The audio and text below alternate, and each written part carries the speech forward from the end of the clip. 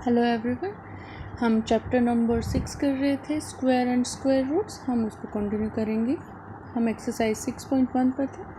देखिए question number 1 क्या कहता है, what will be the unit digit of the squares of following numbers.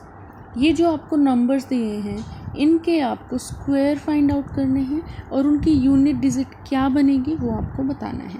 एक नंबर का स्क्वायर क्या होता है आप जानते हैं, उसी नंबर को हम 2 टाइम्स मल्टीप्लाई कर देते हैं, वो हमारा स्क्वायर ऑफ दैट नंबर निकल जाता है। चलिए हम क्वेश्चंस को करते हैं। फर्स्ट पार्ट हमारा है, यहाँ पर देखिए, we know that number has its unit place digit as A. किसी भी नंबर में यूनिट प्लेस डिजिट ए होता है। अगर उसका स्क्वायर करते हैं तो यूनिट डिजिट क्या निकलेगी हम फाइंड आउट करेंगे। Since the given number has its unit place 1 है यूनिट डिजिट पर, उसके बाद कहता है its square will and with the unit digit of the multiplication 1 into 1 and it will be 1। तो इसका जो यूनिट डिजिट होगा वो भी क्या होगा, 1 into 1 पे ही एंड करेगा। तो हम ऐसे डायरेक्ट फाइंड आउट कर सकते हैं। 277 के लिए ये क्वेश्चन किया जाए तो आप 272 को मल्टीप्लाई 272 करेंगे, इज़ अ लेंथी प्रोसेस। हम क्या करेंगे, इनका यूनिट डिजिट उठाएंगे, 2 × 2 करेंगे, मतलब 2 का स्क्वायर कर देंगे और 2 × 2 इज इक्वल टू हमारे पास 4 आ जाएगा और वो हमारा यूनिट प्लेस होगा इसके स्क्वायर का। इसी तरह से आपके पास नेक्स्ट क्वेश्चन है 799 में यूनिट डिजिट देखो क्या है 9। तो 9 × 9 करेंगे वो हमारा 81 आएगा और यूनिट प्लेस पर क्या है 1। तो हमारा जो 799 का स्क्वायर होता है उसके यूनिट प्लेस पे भी क्या आता है 1 ही आता है। यहाँ नेक्स्ट जो हमारा है क्वेश्चन देखिए 3 है, तो 3 × 3 करके यूनिट डिजिट पर क्या आएगा 9 आएगा। इसी तरह से 4 × 4 करके यूनिट प्लेस पे हमारा 6 आ रहा है तो 6 आ जाएगा। देन आपके पास नेक्स्ट क्वेश्चन है, हमारे पास 7 × 7 कर दिया गया है और वो 49 9 डिजिट है, जो यूनिट डिजिट क्या बनता है 9 है, तो हमारा आंसर भी 9 होगा। और यहाँ पर देखिए 8 है, 8 × 8 64 आया और यहाँ पर यूनिट डिजिट क्या है 4, तो हमारा आंसर क्या होगा 4 हो जाएगा, जो कि इनके स्क्वायर नंबर का यूनिट डिजिट भी होगा। अब नेक्स्ट इज 0, तो 0 × 0 विल बी 0, तो वो यूनिट प्लेस पर 0 ही देगा। 6 है, 6 में क्या आ जाएगा unit place will be 6 and 5 में क्या आ जाएगा 5 में यूनिट प्लेस विल बी 25 आता है मल्टीप्लाई होके तो 5 आ जाएगा। इसी तरह से सेकंड क्वेश्चन देखिए क्या बोलता है, the following numbers are obviously not perfect square.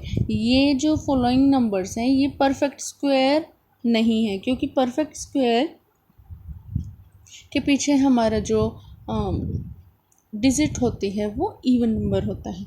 अब इनका रीज़न आपको देना है कि ये क्यों परफेक्ट स्क्वायर नहीं है। तो फर्स्ट क्वेश्चन का देखिए, the square of numbers may and with any one of digit.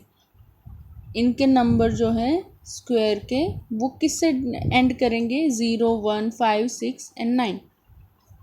Also, a perfect square has even number of zeros at the end of it। उस पर even number of zeros होते हैं अगर वो perfect square होता है। यहाँ देखिए अगर हमारे पास नंबर दिया है 1057, इसके यूनिट प्लेस पर क्या है 7 है, तो ये क्या होगा, ये perfect square नहीं होगा। और यहाँ पर क्या दिया है 3 दिया है, तो ये भी हमारा क्या होगा परफेक्ट स्क्वायर नहीं होगा। और 8 दिया है, अगर 8 दिया गया है तो 8 यूनिट प्लेस पर होगा तो भी it can not be a perfect square. 2 दिया है तो ये भी हमारा परफेक्ट स्क्वायर नहीं होगा। परफेक्ट स्क्वायर क्या होगा, इवन नंबर ऑफ ज़ीरोज़ होंगे उसके एंड में। 6 यहाँ देखिए यूनिट प्लेस पर 0 है at the end of it. However, since a perfect square cannot end with odd number of zeros, odd number of zeros से ये end नहीं कर सकता. 3 ज़ीरो हैं तो ये हमारा even नंबर नहीं होगा. हमेशा जो हमारा स्क्वायर नंबर होगा तो वहाँ पर इवन नंबर ऑफ ज़ीरोज़ आएंगे, इवन नंबर ऑफ ज़ीरोज़ से वो एंड करेगा. अगर यहाँ 2 दिया गया है यूनिट प्लेस पर तो वो भी परफेक्ट स्क्वायर नहीं बनेगा. और यहाँ भी देखिए 3 ज़ीरो दिए गए हैं तो ये भी परफेक्ट स्क्वायर नहीं बनेगा. यहाँ 1 ज़ीरो दिया गया है, ये भी हमारा परफेक्ट स्क्वायर नहीं होगा. रीज़न यहाँ दिया गया है a perfect square has even number of zeros at the end of it. एक जो परफेक्ट स्क्वायर होगा, जो नंबर उसके एंड में इवन नंबर ऑफ ज़ीरोज़ होंगे, 2, 4, 6 इस तरह से नंबर में ज़ीरोज़ पाए जाएंगे. तो आगे देखिए हमारा थर्ड क्वेश्चन क्या कहता है. Third question says the square of which of the following would be odd number. इनमें से कौन सा जो है वो स्क्वायर ओड नंबर बनेगा, हमें फाइंड आउट करना है. Answer is the square of an odd number is odd.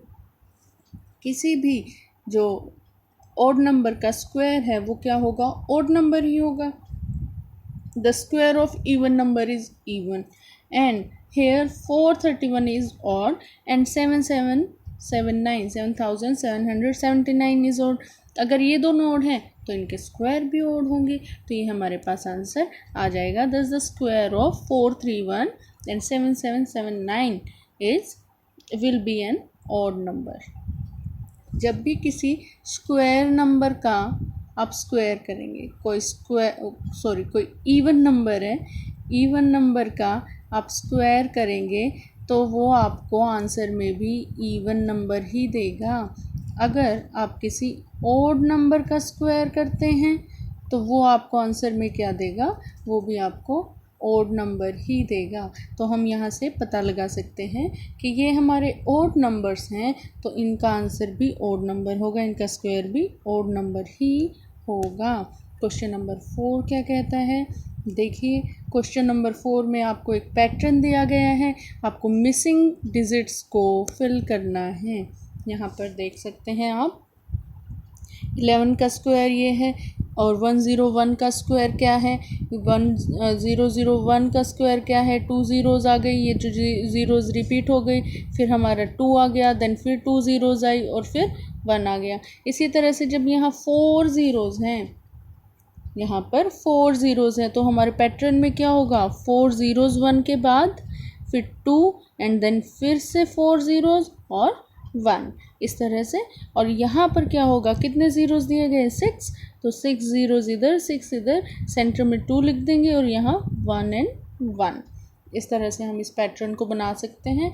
तो आज के ये वीडियो में हमने 4 क्वेश्चन जो 6.1 के किए हैं, बाकी के क्वेश्चंस हम नेक्स्ट वीडियो में करेंगे. एंड आप इन क्वेश्चंस को अपनी एनसीईआरटी बुक से प्रैक्टिस करें और प्रैक्टिस से मैथ्स इजी हो जाता है. तो आप इसे प्रैक्टिस करें और लाइक, शेयर एंड सब्सक्राइब करें. Thank you.